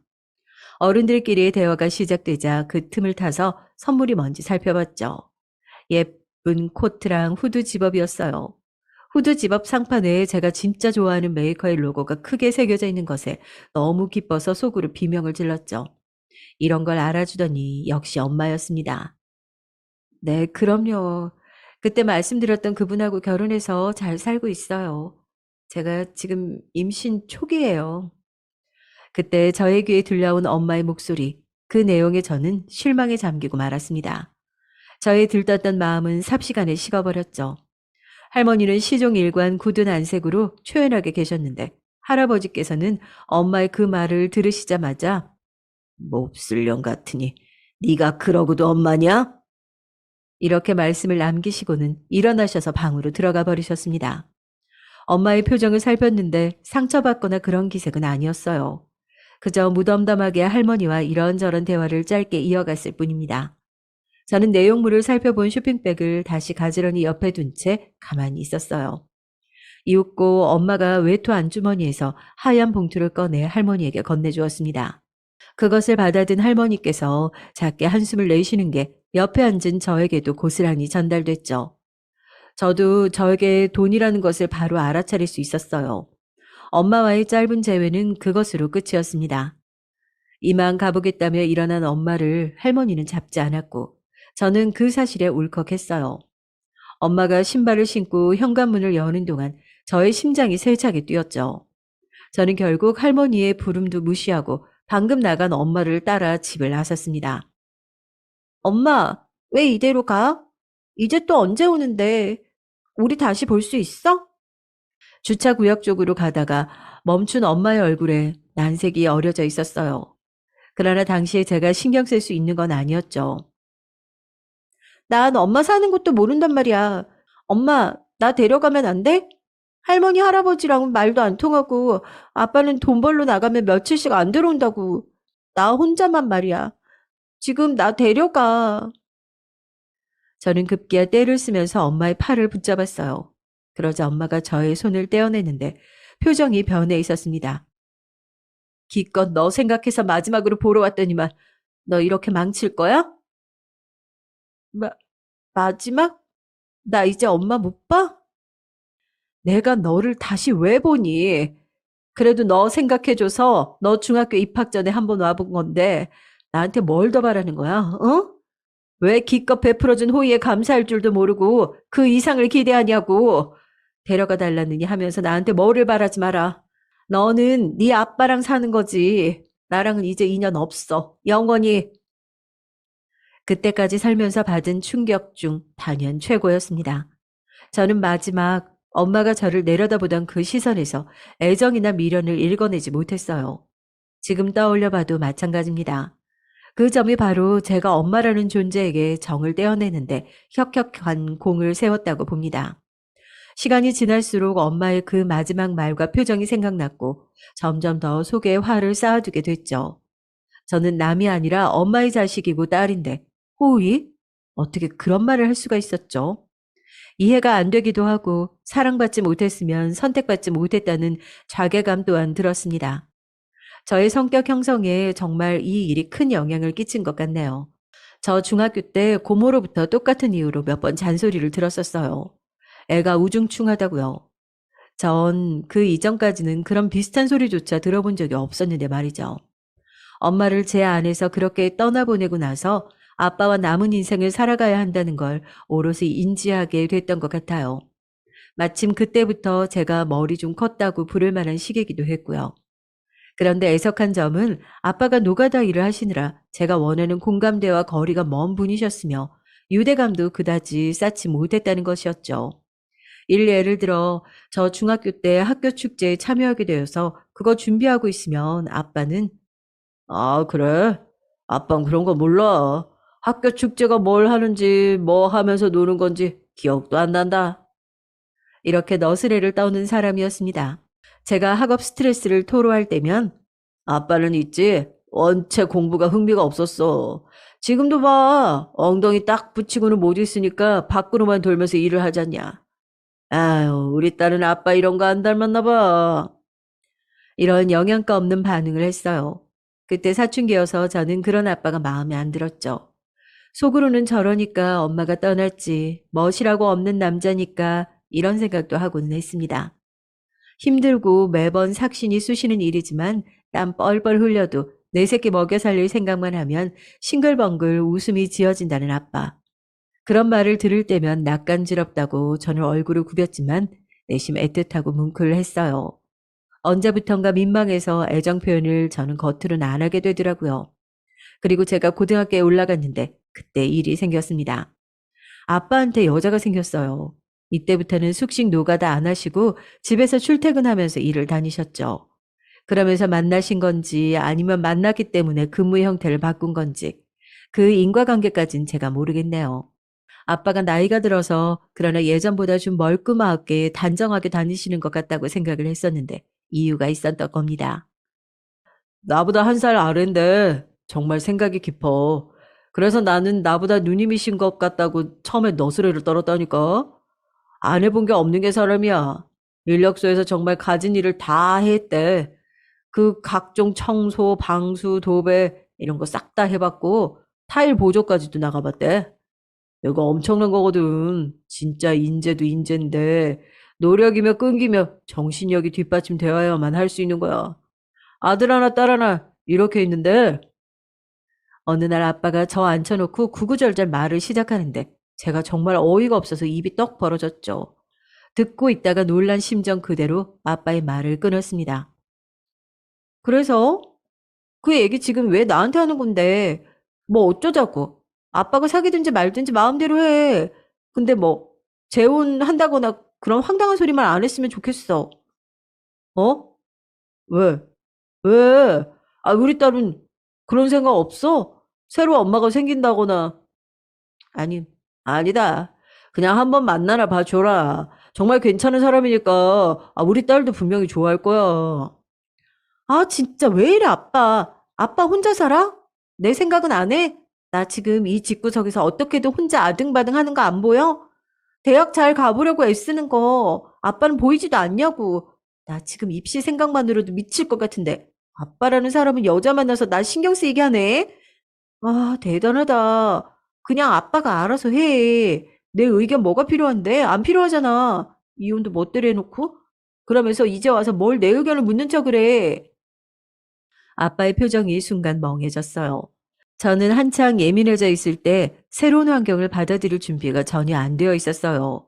이혼하고 거의 10년 가까이 됐으니 아빠도 재혼 생각 들만 했죠. 심지어 엄마는 진작에 재혼해서 애까지 낳은 상태였는걸요. 그런데 당시에 저는 미성숙했고 모든 게 미흡했었나 봐요. 아무것도 수용하지 않았습니다. 저의 날이 선 말에 아빠가 고개를 떨구셨고 저는 그것을 못 본 척 돌아섰어요. 그리고 할머니께서도 그 여자분 얘기를 꺼내시는 바람에 저 밑가경 더욱 상황이 악화됐죠. 너는 아니 아빠 여지까지 혼자인 거 불쌍하지도 않아? 참하고 좋은 사람이더라만. 아니 남편 잃고 혼자 열심히 살아왔대. 그 집으로 한번 와보라고 하는 거 어떠냐? 할머니, 이거 아빠가 시킨 거지? 아, 진짜 싫어. 토 나와. 아, 집에 데려오면 나 집 나갈 거예요. 나 장난하는 거 아니에요. 진심으로 경고했어. 말하는 꼬라지가 그게 뭐냐면서 할머니가 기함하셨지만 저에게는 알 바 아니었습니다. 아무도 나한테 스트레스 주지 말라면서 수험생이라는 핑계로 집안에서 군림하는 독불 장군으로 지냈습니다. 지금 생각하면 정말 면목 없을 따름이에요. 아빠로부터 처음 여자가 생겼다는 그 말을 듣고 나서 거의 2달쯤 흘렀을 때였어요. 아빠가 생각이 짧았어. 미안해. 우리 딸 공부하느라 힘든데 괜한 소리 듣게 만들었지? 앞으로 우리 딸이 신경 안 쓰도록 아빠가 일만 열심히 할게. 먼저 사과의 말을 전하고 화해의 손길을 내민 건 아빠 쪽이었습니다. 저는 고개 빳빳하게 들고 저 잘못한 거 없다고 건방지게 굴었음에도 아빠는 부드럽게 저의 모든 태도를 용인해 주셨죠. 그것이 얼마나 감사한 일인지 그때 저는 헤아리려고조차 하지 않았어요. 콧대 높게 오만 짜증 다 부리고 다녔던 그 유세질에 비해서 좋은 대학에는 가지 못했습니다. 저는 제가 스카이라도 들어갈 수 있을 줄 알았는데 까보니까 택도 없었더라고요. 그러던 어느 날 너무 가슴 아픈 일이 생겼어요. 저 20살 초여름 할아버지께서 돌아가셨습니다. 아파트 상가에 있는 슈퍼를 가시다가 쓰러지셔서 병원에 입원하셨는데 퇴원하지 못하고 그대로 떠나셨어요. 너무나 큰 충격이었습니다. 철이 없었던 탓인지 저는 할머니께서 할아버지에게 별로 정이 없으신 줄 알았거든요.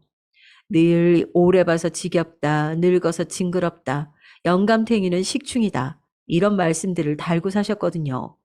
적어도 반쯤은 진심이니까 그러시는 줄 알았는데 할아버지 돌아가시고 나서 할머니 오열하는 모습을 보고 저절로 숙연해졌습니다.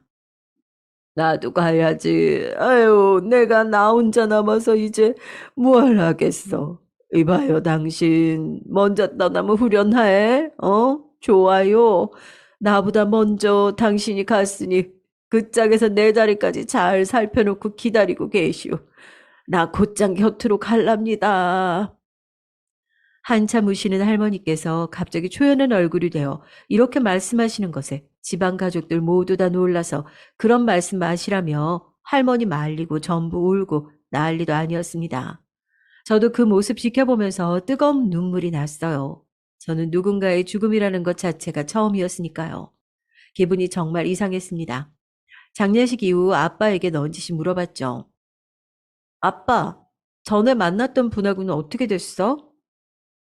애저녁에 쫑났다. 뭐?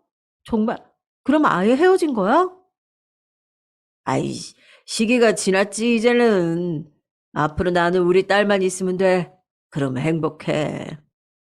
아빠가 웃으면서 대답을 하시는데 제 속이 쓰려왔습니다.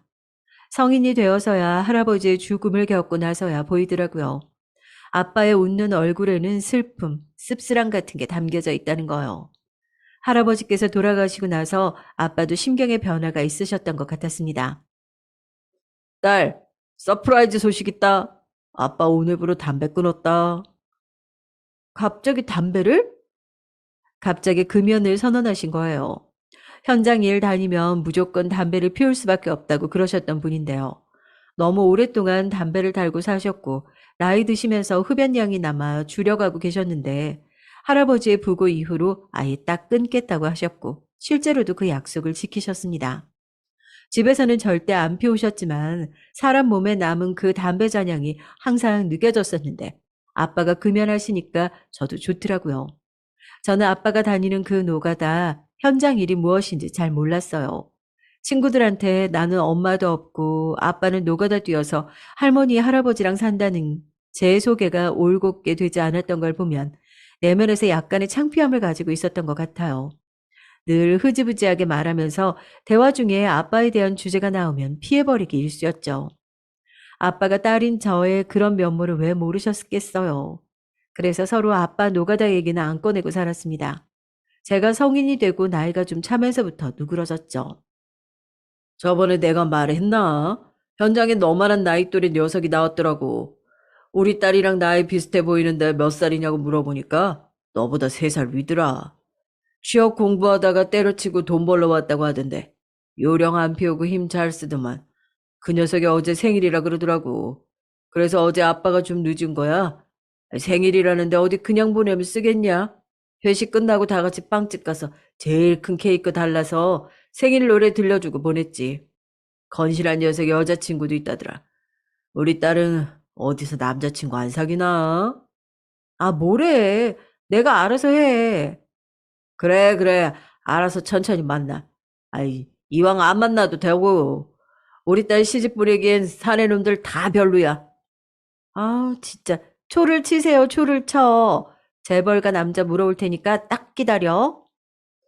나이 먹었다고 성질 누그러진 저와 머리털 빠지기 시작하더니 능글맞아진 아빠는 옛날에 비해 많이 가까워졌어요. 아빠 일 얘기도 자연스럽게 하고 저랑 장난스런 대화도 나눴고요. 하지만 저의 이면에는 아빠가 모르는 모습이 있었습니다. 저는 대학 입학하면서 생긴 콤플렉스가 있었어요. 2학년 학기 시작하고 나서 제가 친해진 무리가 있었는데 사실은 제가 의도적으로 접근해서 잘 보이려고 애를 쓰며 가까워진 관계였습니다. 왜냐하면 걔네가 학점 관리를 기가 막히게 하는 애들이었거든요. 동기들과도 두루두루 잘 지내는데 학점도 대외 활동도 알짜배기로 챙겨가고 있었죠. 저에게는 선망의 대상이었기 때문에 늘 친해지고 싶단 바람이 있었어요. 그렇게 가까워진 후로 저는 시험 기간에도 걔네랑 어울릴 수 있었는데요. 그러면서 알게 된 사실은 걔네 3명 전부 집안들이 죄다 좋다는 것이었어요. 집안의 기본으로 교사, 공무원, 대기업 임원은 있는 모양이더라고요. 머리 안 쓰고 몸 쓰는 부모를 둔 사람은 저뿐이었습니다. 아, 부모도 아니었죠. 저는 엄마도 없었으니까요. 그 사이에서 알게 모르게 주눅이 들었던 저는 우리 아빠? 사업하시는데 난 잘 몰라. 이런 대화를 서로 워낙 잘 안 해서. 그리고 부모님은 성격 차이로 이혼하셨어. 뭐 사업하고 그러다 보면 신경 쓸 것도 많고 예민하시기도 하고 그런가 봐. 안 맞는다고 하시더니 이혼하셨고 나도 부모님 인생이니까 존중해 드렸지. 저의 가정 환경을 제멋대로 포장해서 말하고 말았습니다. 최대한 있어 보이는 척, 쿨한 척. 그런 것을 시작으로 저는 대외적으로 늘 사업가 아빠를 내세우며 지내게 됐어요. 노가다 뛰면서 그 돈으로 나 뒷바라지 해온 아빠. 내가 세상에서 가장 잘 알고 전혀 안 부끄러워. 난 우리 아빠 자랑스러워. 이게 내 진심이니까 겉으로만 포장하고 다니는 게 뭐 어때서? 지들이 우리 아빠가 아직까지 현장 일 하는지 안 하는지 알 게 뭐야. 왠지 모를 죄책감 같은 기분이 들 때마다 저는 거울을 보며 스스로 그렇게 되뇌이곤 했어요. 난 당당하다. 잘못 없는 거짓말을 할 뿐이다. 이렇게 자기 합리화를 했죠. 저는 대학 재학 시절부터 몇 번 짧은 연애를 했어요. 취업 후에 시작한 연애가 그나마 진심 어린 관계였는데요. 연애 기간 1년이 넘어갔을 무렵 권태기가 찾아왔습니다. 시작은 사소한 말다툼이었는데 그게 제대로 봉합이 안 된 상태에서 계속 만나다 보니까 상대의 단점들이 자꾸 눈에 들어오더라고요. 점점 시큰둥한 태도를 보이는 저에게 실망을 느낀 것은 상대도 마찬가지였고, 저희는 이별 앞에 아슬아슬한 상태로 걸쳐져 있었어요. 그 시기에 저는 대학 때 제가 작정하고 친해졌던 동기 중 한 명의 연락을 받게 됐는데, 다름 아닌 소개팅 제의였죠. 너 헤어진 거 아니었어? 난 그런 줄 알고 너한테 소개팅 이거 넘기려고 했지. 남자 조건 진짜 장난 아니래. 완전 괜찮대. 나도 남친만 없었으면 받았을 텐데. 아쉽다. 나랑 엄청 친한 언니가 다리 놔주는 거니까 웬만하면 네가 받아봐. 이런 식으로 소개받는 것은 부담되고 불편했죠. 잘못 그르치면 큰일이었으니까요. 그런데 집안 좋은 이 동기가 굳이 친한 언니라고 언급할 정도면 분명히 괜찮은 조건의 남자일 것 같은 거예요. 제가 워낙 연애 권태기에 빠져 있기도 해서 이런 우울한 기분도 날려버릴 겸 그 소개팅을 받아들였습니다. 소개팅 자리에 나간 제가 만나본 그 남자, 외모부터 크게 취향 안 타게 생긴 것이 굉장히 무난한 얼굴이더라고요. 반대로 말하면 웬만한 여자들이 다 준수하다고 말할 것 같은 얼굴이랄까요? 키도 저는 내심 속였을 거라고 생각했는데 사전에 들은 대로 정말 큰 편이었습니다. 식사도 커피도 평범하게 시간이 흘러갔어요. 생각보다 참 괜찮은 남자라서 나 정도면 별로 눈에 안 차겠네, 오늘이 끝이겠네, 이런 결론을 머릿속에 펼쳐놓기도 했었죠. 그런데 예상외로 이 남자가 저에게 먼저 애프터 신청을 했습니다. 저는 고민 없이 받아들였고 네 번째 만남에서 저희는 사귀기로 했어요. 남자친구가 나중에 알려주기를 처음 만남에서 시종일관 여유로워 보이는 제 모습이 신기했고 그 때문에 가슴이 두근거렸다고 합니다. 저는 아직 전 남자친구와 완전히 관계를 정리 못한 데다가 애프터를 못 받을 거라고 생각했기 때문에 머릿속이 엉망진창이어서 그랬던 것뿐인데 보는 사람 입장에서는 제가 여유로운 태도라고 비춰졌었나 봐요. 새로운 인연을 만났으니 당연히 전 남자친구는 바로 정리를 했습니다. 저한테 다시 생각하라며 갑자기 저를 붙잡길래 당황했지만 제 결심은 확고했어요. 새로운 남자친구에게 저의 정신은 이미 팔려 있었으니까요. 용모도 반듯하고 직장도 괜찮은 것까진 그러려니 했는데 저를 놀라게 한 건 남자친구의 부모님이었습니다. 부친께서 대학 교수라는 거예요. 그리고 모친께서는 영어학원 대표라고 했습니다. 역시 끼리끼리 어울린다는 말이 맞았어요. 그 동기와 친한 언니가 연결해준 이상 남자친구의 집안도 좋을 수밖에 없었나 봅니다. 저희 아빠가 사업가이신 줄은 아는 남자친구 때문에 뜨끔해서 양심에 찔리는 순간들이 많았지만 그건 초반에만 그랬을 뿐 연애를 이어가면서 그런 증상 또한 희미해져만 갔어요. 우습게도 저 또한 어느 순간부터 우리 아빠는 사업가라고 자연스레 머릿속에 인을 박아놨더라고요. 배경이 사람을 만든다더니 부친이 무려 경제학 교수라는 말을 듣고 나서부터는 남자친구가 아주 지적인 남자로 보이기 시작했습니다. 강사도 아니고 대학 교수라니 생각만 해도 너무 멋있었어요. 그리고 모친께서 운영하신다는 영어 학원은 온라인 강의에 주 초점을 둔 곳이었습니다. 직장인들한테도 인기 많다면서 남자친구가 수업 한번 들어보겠냐 해서 저도 온라인 수업을 수강해 봤어요. 물론 저는 공짜였습니다. 남자친구 하나 바뀌었을 뿐인데 제 일상의 질이 놀라울 만큼 올라가더라고요. 데이트할 때면 당연하게 남자친구가 몰고 나타나는 외제차, 각종 전시회며 공연장을 꿰고 있는 문화교양 수준, 처음 발을 들여본 회원제로 운영되는 고급바, 가끔 분위기 잡는다고 찾아가는 레스토랑들은 눈이 휘둥그레질 정도로 럭셔리했어요. 남자친구와의 연애는 저에게 새로운 세상이었고요. 그리고 저는 그 세상에서 되도록이면 오래오래 살고 싶다는 부푼 희망을 품게 됐습니다. 그런 희망은 남자친구의 모친 되시는 분을 우연히 마주치게 되면서 더욱 구체적이 되어갔죠. 강남역 부근에서 데이트를 하고 있었는데 남자친구가 문득 우리 엄마가 하시는 학원 요즘 온라인 수업이 여기 근처에서 촬영하고 있는데 한번 가볼래? 이렇게 물어보기에 저도 현장이 궁금했던 차라서 단번에 그러자고 했습니다. 강남역 출구에서 엎어지면 코다울 거리에 있는 대형 빌딩, 그곳의 한 층에서 룸들을 대여해서 진행이 되고 있더라고요. 어떻게 돌아가고 있나 그냥 방 앞을 다니면서 구경하고 있었는데 그때 마침 모친께서 오셨어요. 알고 보니 남자친구가 언지를 준 모양이었지만요. 어머나, 얘기 많이 들었어요. 우리 태연이 여자친구? 정장 자켓 위에 쇼를 두르고 장갑을 끼고 계셨는데 너무 우아해 보이셨습니다. 키가 어느 정도 있으신데도 힐을 신으셔서 쫙 뻗은 신장마저 카리스마가 느껴졌고요. 제가 사진으로만 얼핏 접해왔으나 머릿속으로 그려냈던 고상함과 실물이 정말 맞아떨어지는 것에 저는 이유 모를 희열감이 들었어요. 저는 최대한 밝으면서도 공손한 이미지를 심어드리려고 잔뜩 신경을 쓰면서 인사를 드렸죠. 제가 영어 수업에 관심이 많다고 말씀을 드렸더니 언제든지 직장인 대상 비즈니스 회화 코스를 들어도 된다면서 무료로 제공해 주시겠다고 하시는 겁니다. 우리 아들이 데이트하겠다는데 엄마로서 이 정도 신경을 써줘야지? 저랑 남자친구를 번갈아 보시면서 활짝 웃으시는데 그것마저도 위트와 기품이 넘쳐 보여서 제 가슴이 두근거렸어요. 4년제 대학교 경제학과 교수, 강남에서 수업에 잘 나가는 영어학원 대표, 그 잘난 부모가 키워낸 아들이 나를 좋아하고 있다니. 이건 두 번 다시 없을 인생 최고의 기회라는 생각이 들었습니다. 솔직히 말해서 저는 그 시점부터 머릿속에 온통 결혼에 대한 열망뿐이었어요. 그런 와중에 아빠가 저한테 남자친구랑 싸웠다더니 아직도 화해 안 했냐고 뭐 그런 걸 물어보시길래 짜증이 났죠. 뭐? 아빠, 내가 걔랑 헤어진 지가 언젠데 그런 걸 물어봐. 그래? 나는 네가 말을 안 하니까 미처 몰랐지. 인상 선하고 성격 좋은 놈이더만. 왜 헤어졌대? 결혼 얘기 꺼낼 줄 알았는데 설마 네가 차인 건 아니지? 당연히 아니지.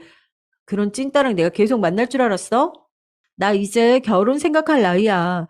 조그맣게 백반집이나 하고 그러는 집에 내가 시집 갈 것 같아? 말도 안 되는 소리 하고 있어. 나 따로 만나는 사람 있으니까 그런 줄 알아. 새로 좋은 사람 만나는 거면 다행이지. 그런데 아빠는 우리 딸이 언제부터 그런 거 다 계산해 가면서 사람 만났는지 모르겠네. 저의 반응에 아빠는 적잖이 당황하신 반응이었어요. 제 눈에 좋은 사람이라면 무조건 오케이라는 말씀도 덧붙이시면서 표정에는 씁쓸함이 담겨 있었습니다. 그러거나 말거나 저는 남자친구와 얼른 결혼하고 싶다는 생각뿐이었어요. 남자친구의 사촌 형은 대학병원에서 근무하는 의사였고 일전에 친한 지인이라면서 저에게 인사시켜준 사람은 변호사였습니다. 와, 정말 딴 세상이었어요. 제가 가지지 못한 엘리트 계급이라는 배경, 그것에 콤플렉스가 있었던 저는 그 세상으로 편입할 수만 있다면 어떤 것이라도 해줄 수 있을 것만 같은 심정이었습니다. 그래서 1주년 데이트 때 남자친구의 입에서 결혼이란 단어가 나오기를 바랬어요. 결국 먼저 꺼내지 않길래 나는 비혼, 비출산 이런 거랑은 확실히 신념이 없는 것 같아. 난 사랑하는 사람 있으면 이왕 결혼 빨리 해서 하루라도 더 부부가 함께 사는 삶을 누리고 싶어. 아이도 더 젊을 때 낳을수록 좋은 것 같고. 제가 슬쩍 이런 말을 흘렸습니다. 그랬더니 남자친구가 생각에 잠긴 얼굴이 되더라고요. 그리고 다음 주에 남자친구가 이런 말을 했어요. 부모님들 모시고 식사 자리 한번 갖자고요. 제가 그게 뭐냐면서 갑자기 어려운 자리를 왜 갔냐고 결혼이라도 하자는 거냐면서 장난스럽게 물어봤죠. 그런데 남자친구가 진지하게 눈을 빛내면서 이러는 겁니다. 너도 알지만 난 우리 부모님 전폭적인 지원하에 살아왔잖아. 미국 나가 있는 우리 누나보다도 솔직히 내가 더 애정 많이 받아왔던 것 같고. 그래서 난 우리 부모님 눈에 차는 사람하고 결혼하고 싶은 마음이 되게 커. 우리 아버지가 살짝 예민하신데 사회에서 도태된 계층이라고 할까, 부류라고 해야 할까. 그런 사람들 별로 가까이 하고 싶지 않아 하시거든. 그런데 내가 결혼 생각을 하고 있는 여자친구 아버님께서 사업하신다고 하니까 상당히 긍정적으로 보신 것 같아. 반응이 좋길래 쇳불도 당김에 뺄 겸 양가 모이는 자리 어떠냐고 여쭤본 거지. 바로 그러라고 하시더라고. 어때? 아버님 시간 되실까? 아무래도 저에게 기회가 찾아올 것 같았어요. 저는 그 순간 그런 생각밖에 안 들어서 무조건 된다고 가능하다고 대답해버렸습니다. 그리고 나서 집에 오니까 머릿속이 멍해져 있었죠. 이미 돌이킬 수 없는 강을 건너버렸고 저는 일을 저질러 버린 후였습니다. 이제와 수습할 수 있는 정도가 아니란 것을 저는 알고 있었어요. 지금까지는 아빠가 뼈 빠지게 벌어오신 돈으로 부족함 없이 살았고 제가 취업을 해서 돈을 벌기 시작하면서 수중에 여유란 게 생긴 것이었는데요. 아빠가 사업가라고 거짓말을 해놓은 마당에 그런 집안과 결혼하기 위해서 필요한 초기 혼수 자금은 할머니께서 저랑 아빠에게 주신 한 땅을 앞세우면 어떻든 될 것 같았어요. 할머니의 본적이 경기도 광주인데 거기에 땅이 있었거든요. 허리 펴고 살만한 집들의 시집간 고모들보다는 지난 세월 부대끼며 같이 산 데다가 노가다 막노동판을 전전하느라 고생한 저희 아빠에게 주고 싶다고 하셨어요. 그런 거에 욕심 안 난다고 하신 아빠는 그 땅을 제가 결혼하게 되면 저에게 주고 싶다는 뜻을 내비치셨죠. 나름 제 머릿속에는 상황과 계산들이 맞아가고 있었습니다. 여차저차 어떻게든 위기를 넘길 수 있을까 이런 망상을 펼치면서 드디어 아빠에게 사실을 털어놨죠. 나 그 집에 아빠가 사업가라고 말해놨어. 뭐? 사업가? 구구절절 말하기엔 너무나도 창피했던지라 저는 대강의 자초지종만을 아빠에게 설명을 드렸어요. 아빠는 벙쪄서 멍하게 있다가 돌연 피식 웃음을 지으셨죠. 아서라, 내가 무슨 사업가냐? 나는 영어 알파벳 순서대로 쓰라면 그것도 못 쓰는 사람이야. 될 게 있고 안 될 게 있지. 이건 안 돼. 그럼 어떡하라고. 그러면 뭐 우리 아빠는 막노동하면서 저 키우셨고요. 이렇게 말할까? 우리 아빠는 책상 앞에 앉아서 일해본 적 없는, 평생 한 번도 없는, 내내 흙먼지 뒤집어 써가면서 오만 더러운 환경에서 일해왔다고 할까? 내가 그러면 되겠어? 저는 저도 모르게 감정이 격해져서 아빠에게 상처가 될 말을 쏘아댔습니다. 멋쩍게 웃던 아빠의 얼굴에서 그마저의 미소가 걷어지고 음울함이 자리하는 걸 보면서도 저는 멈추지 않았죠. 어차피 이 고비만 넘기면 되잖아. 내가 뭐 아빠 보고 진짜로 사업가 되어달래? 그쪽은 교수님이라서 바쁘시대. 그리고 내년이 마침 안식년이래. 큰 딸도 볼 겸 이제 미국 들어가신다는데, 응? 이런 기회가 어딨어. 얼른 결혼해 치우면 딱이란 걸 아빠 모르겠어? 제가 간절하게 설득해봤지만 아빠는 이게 될 일이 아니라며 한숨과 함께 고개를 떨구셨습니다. 초라해진 아빠의 모습에 가슴이 아릿해지기보단 아빠가 이런 상황에서 저의 편을 들어주지 않는다는 것에 저는 화가 나서 눈물이 차올랐어요. 됐어. 알았어. 나 결혼 안 할게. 노처녀로 늙어 죽지 뭐. 아니면 나처럼 편부모 가정 집안 사람 만나면 되겠다. 수준 맞게. 그럼 되겠네. 되는 대로 말을 뱉다가 감정이 끝까지 차오른 저는 자리에서 일어나 제 방으로 뛰어들어갔어요. 그대로 침대 위에 엎어져서 머리가 깨질 만큼 아프게 울어젖혔죠. 어린애도 아닌데 뭐가 그렇게 그 상황에서 서러웠는지 모르겠어요. 한참 울고 났는데 문득 목이 말라서 방을 나가보니 아빠가 그대로 부엌 식탁에 앉아 계셔서 제가 흠칫 놀랐습니다. 저는 눈치를 살피면서 물을 마시러 갈까 말까 고민하다가 이미 나와버린 걸 어쩔 수 없다 싶어서 부엌으로 갔어요. 컵에 물을 따르는데 등 뒤에서 아빠의 목소리가 들렸습니다. 한껏 잠긴 목소리였어요. 그만큼이나 깊은 고민에 잠겨 계셨을 테죠. 딸, 생각해봤는데 아빠가 정장은 괜찮은 게 있는데 말이야. 넥타이가 죄다 너무 올드하다. 우리 딸이 젊은 감각으로 골라줘봐. 사업가 아빠 폼나게. 제가 깜짝 놀라서 돌아보니까 아빠가 힘 빠진 미소를 짓고 계셨습니다. 사업가 아빠로 그 자리에 나가겠다는 말에 저는 이루 말할 수 없는 감격을 느꼈어요. 정말 창피하고 민망하고 그러면서 죄송스럽고 감사했죠. 대충 사업장 차려놓고 일은 실무진들이 따로 해서 밖으로만 나다니느라 사업 잘 모른다고, 체계 어떻게 돌아가는지 모른다고 하면 가장 그럴싸할 것 같다고 제가 아빠에게 잘 일러드렸습니다. 저의 말뜻을 이해하셨는지 마셨는지 아빠는 그저 웃으면서 고개를 끄덕이는 게 전부라서 전날 밤에 저는 긴장으로 잠을 설쳤어요. 마침내 남자친구의 부모님과 함께하는 식사 자리 당일, 평소에 잠바떼기 차림과는 다르게 정장을 빼 입으시고 식당으로 향했습니다. 아빠, 그냥 별 아무 소리 안 하고 가만히 있어도 돼. 알았지? 아무렴 내가 분위기 망칠까 봐? 걱정 마. 아빠 이런 거 잘해. 도대체 뭘 잘한다는 건지 불안감을 가지고 자리하게 됐어요. 사진으로만 뵙고 얘기로만 들어왔던 남자친구의 부친을 저도 처음 마주하는 자리였죠. 서글서글하게 웃는 얼굴에 금속대 안경을 쓰셔서 부드러운 인상이었는데 말씀하시는 걸 들으니까 목소리가 굉장히 중후하고 저음이시더라고요. 저는 자꾸 경직되려고 하는 표정을 애써 관리하면서 밥을 먹었죠. 되도록이면 모든 주제가 저를 향하기를 바라면서 대화가 이어질 때면 제가 얼른 끼어들어 말을 길게 이어나가곤 했습니다. 하지만 저희 아빠를 향한 일말의 관심마저 차단하긴 한 불가능이었어요.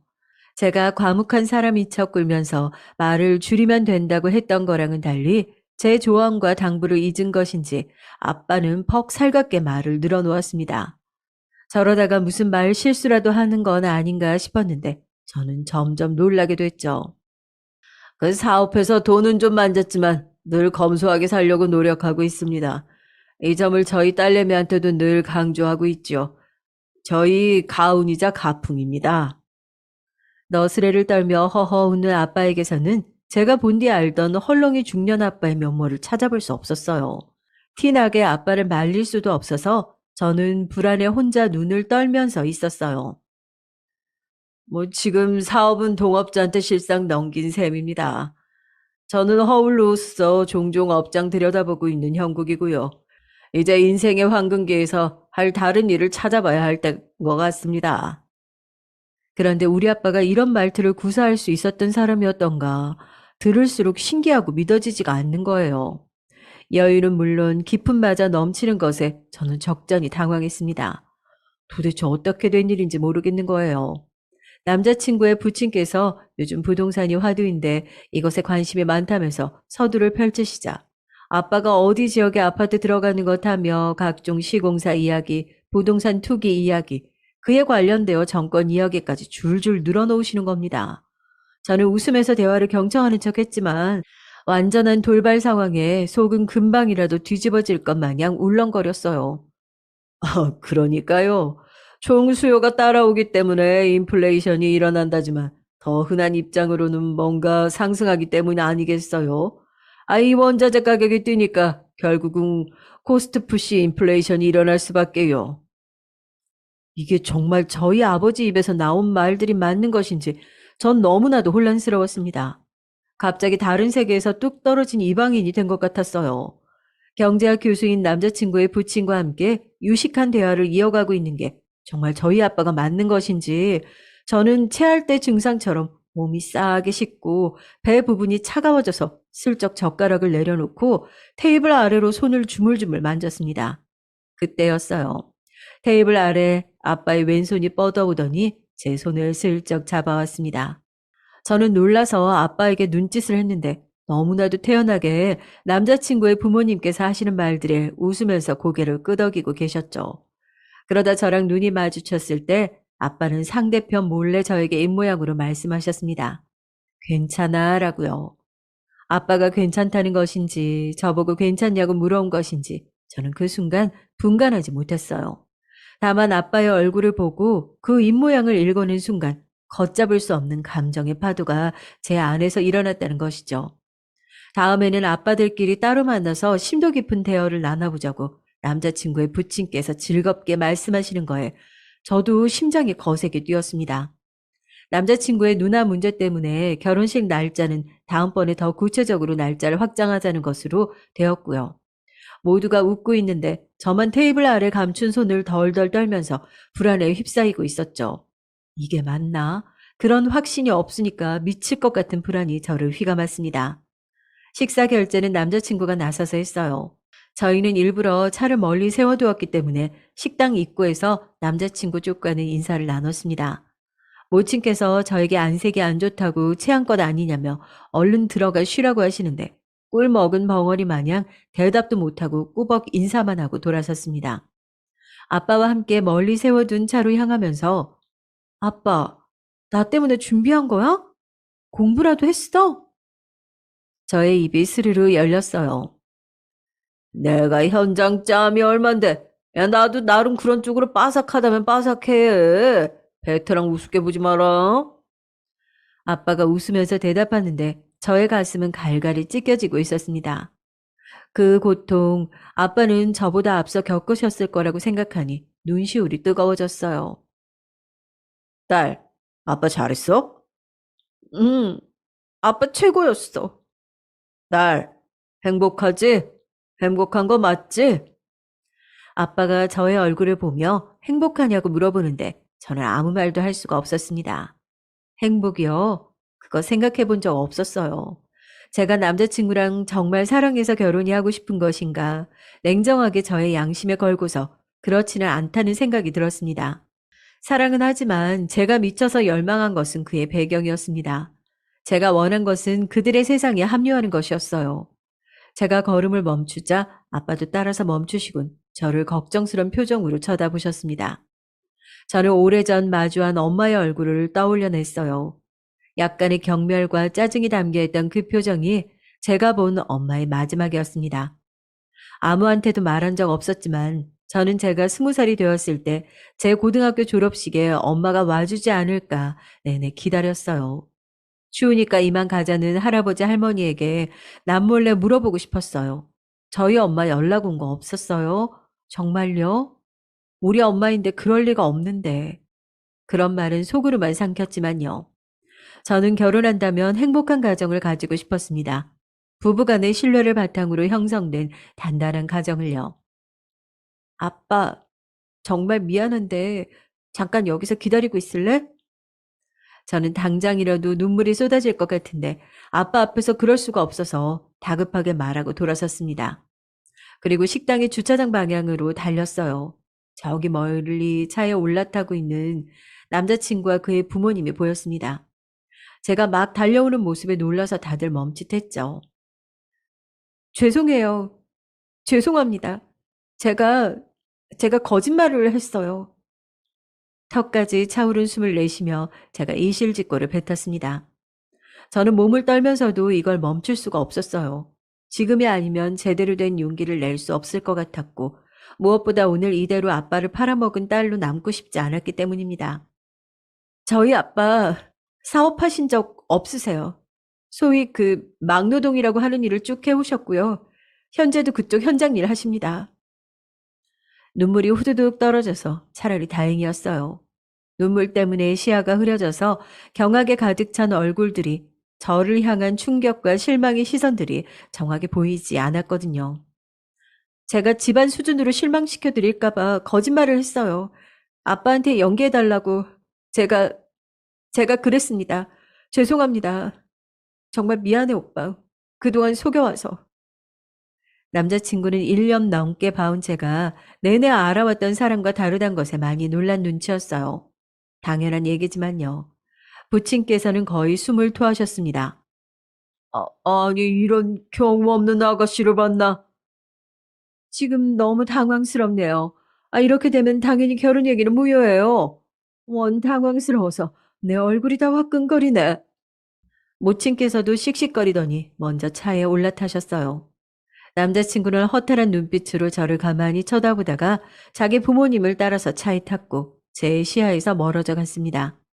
저는 간신히 울음을 삼켜내면서 아빠에게로 돌아갔죠. 아빠는 차에 가시지 않고 그 자리에서 저를 기다리고 계셨습니다. 이게 아빠의 인생을 보여주는 것 같아서 저는 다시 울음을 터뜨렸어요. 아빠, 내가 내 손으로 다 망쳤어. 아빤 나를 위해 그렇게 해줬는데 내가 다 망쳐버렸어. 미안해. 근데 이게 맞는 것 같아, 아빠. 놀란 표정이 된 아빠는 이윽고 저를 천천히 안아주셨습니다. 우리 딸, 괜찮어? 이런 순간마저도 오로지 저를 걱정하며 제 안위만 중요한 아빠. 제가 얼마나 그간 불효녀였던가를 깨우치며 그 품에 안겨서 저는 속 시원히 울었습니다. 제 안의 콤플렉스가 이 눈물과 함께 빠져나가길 바라면서요. 집에 가서 아빠랑 술 한잔 했습니다. 아빠랑 마주 앉아서 술을 하는 게 처음이라는 것에 저는 또 눈물이 날 것 같았죠. 온통 죄송한 것 투성이었어요. 아빠도 연신 눈물을 삼키셨는데 많은 의미가 깃들어 있는 것을 저는 알았습니다. 그 역동의 밤이 저물고 새로운 새벽이 밝아와도 저희 부녀의 대화는 계속 이어졌죠. 서로 그렇게 진솔한 속마음을 터놓는 자리가 그런 순간이 처음이었어요. 물론 남자친구와는 헤어졌습니다. 네가 속인 거 주위 아무한테도 말 안 할게. 대신 너도 내 얘기 아무한테도 하고 다니지 마라. 우리 결혼 얘기 나온 적도 없는 거야. 그런 걸로 해. 서로 뒤끝 없이 깔끔하게 정리하자. 저는 남자친구의 이별 통보를 받아들였습니다. 쓸쓸한 연말을 맞이했지만 저에게는 아빠가 있었어요. 그걸로 행복이었습니다. 너는 현재 결혼할 남자도 없어. 크리스마스에 집에만 있는다고 할머니께서 타박하셨는데 그 순간 아빠랑 눈이 마주쳐서 어색한 헛기침이 나왔습니다. 아닌데?